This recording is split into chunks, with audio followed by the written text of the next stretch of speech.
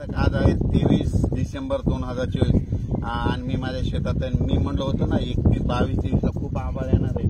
तर आता बऱ्याच ठिकाणी पुरुषोत्तमपुरीमध्ये माजलगाव तालुक्यात बऱ्याच ठिकाणी थेंब चालू होते आणि हे बघा आभाळ खूप आलेलं पाहू शकता. आणि पुन्हा आज अंदाज येणार आहे. राज्यात आज देखील म्हणजे आज 23 डिसेंबरला बऱ्याच ठिकाणी थोडाफार पाऊस पडणार आहे, कुठं थेंब येणार आहेत म्हणून हा अंदाज लक्षात येतात.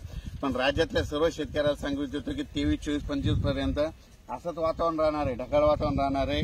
कुठंतरी थेंब पडणार आहे, कुठं पाऊस येईल पण लक्षात यायचा. पण राज्यातल्या शेतकऱ्याला सांगू इच्छितो, वीट उत्पादकांना सांगू इच्छितो, कांदा शेतकऱ्याला सांगू इच्छितो, ज्यांची मका बाहेर पडलेली त्यांना सांगू इच्छितो, कापूस ज्यांचा बाहेर टाकलेला त्यांना सांगू इच्छितो की 26, 27, 28 दरम्यान राज्यात सांगायचं झालं तर म्हणजे पुणे जिल्हा, नगर जिल्हा, सातारा, सांगली, कोकणपट्टी, त्याच्यानंतर संगमनेर, नाशिक जिल्हा, इकडं नंदुरबार, धुळे, जळगाव, संभाजीनगर, शिर्डी, कोपरगाव, त्याच्यानंतर बीड जिल्हा, परभणी जिल्हा, जालना जिल्हा, सिंदखेड राजा, बुलढाणा जिल्हा, अकोला जिल्हा, जळगाव जिल्हा, ह्या भागामध्ये म्हणजे त्याच्यानंतर हिंगोली, परभणी, लातूर, बीड, नांदेड या परिसरामध्ये सांगायचं झालं तर 26, 27, 28च्या दरम्यान भाग बदलत पाऊस पडणार आहे, सर्वदूर पडणार नाही म्हणून हा अंदाज लक्षात आहे. खास करून परत एक मेसेज दिलेला कशामुळे की राज्यामध्ये सांगायचं झालं तर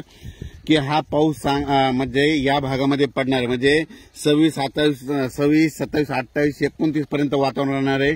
30 तारखेपासून राज्यात परत थंडीला सुरुवात होणार आहे म्हणून हा अंदाज लक्षात आहे. पण राज्यात मात्र आता ह्या जवळपास आज उद्या म्हणजे 23, 24 डिसेंबर ढगाळ वातावरण राहणार आहे. तुरळक ठिकाणी पाऊस देखील येईल, दव देखील पडणार आहे. द्राक्ष बागायतदारांनी लक्षात घ्यायचं, दव देखील पडणार आहे, धुळीचं वातावरण असणार आहे, दिवसात देखील धुळी असणार आहे म्हणून वेलवर्गीय पिकावाल्याने याची काळजी घेते. पण राज्यातल्या शेतकऱ्याला सांगू इच्छितो की राज्यामध्ये 26, 27, 28 डिसेंबर दरम्यान भाग बदलत या मधल्या पट्ट्यामध्ये मराठवाडा, पश्चिम महाराष्ट्र आणि उत्तर महाराष्ट्रात या पट्ट्यामध्ये पाऊस आहे. सर्वदूर नाही पण पाऊस येणार आहे निश्चित, हे अंदाज लक्षात येतं. आणि राज्यातल्या शेतकऱ्याला सांगितलं होतं की तुम्ही तुमची काळजी घ्या. खूप काय मोठा पाऊस नाही पण पाऊस येणार आहे, त्याच्यामध्ये धुया असणार आहे, दव असणार आहे, दव देखील असणार आहे म्हणून हे अंदाज लक्षात यायचा. अचानक वातावरणात बदल लगेच उद्याच मेसेज देणार आहे. पण राज्यात आज बऱ्याच ठिकाणी आपल्या नातेवाईकाचे फोन येतील, आमच्या इथं थोडा पाऊस आला, थेंब पडले म्हणून हा अंदाज लक्षात यायचा. धन्यवाद.